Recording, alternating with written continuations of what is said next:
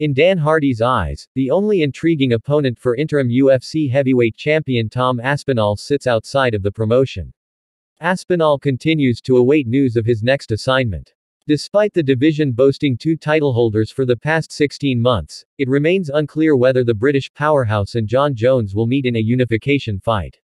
Following Jones' successful defense against Stipe Miocic last November, Dana White gave his backing for Bones to face Aspinall next. Negotiations for that coming to fruition are seemingly underway. And according to Hardy, the UFC higher-ups better make Jones an offer he can't refuse lest they be left with 0 legit matchups for Aspinall. Though many might disagree and point to a heavyweight clash with current 205-pound kingpin Alex Pereira, the Outlaw believes only PFL star Francis Ngannou would be adequate opposition for the Manchester native.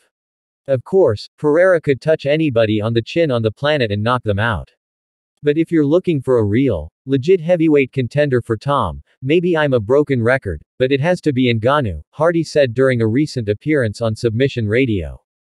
There isn't anybody else, really. I don't see any other fight that truly excites me. I can point at that and say, that's the heavyweight king. And I don't even think I could say that if it was Jones versus Aspinall at this point, because I don't feel like Jones is. I mean, he's potentially number 3 in the heavyweight division right now, behind Ngannou and Aspinall. You have to admit, though, someone else in Tom Aspinall's position might just say, hey, give me Pereira. Let's just fight now, because that would bring so much money, Hardy continued. But he wants the tougher fight in Jon Jones, and if Francis Ngannou were around, he'd want the tougher fight in Francis Ngannou.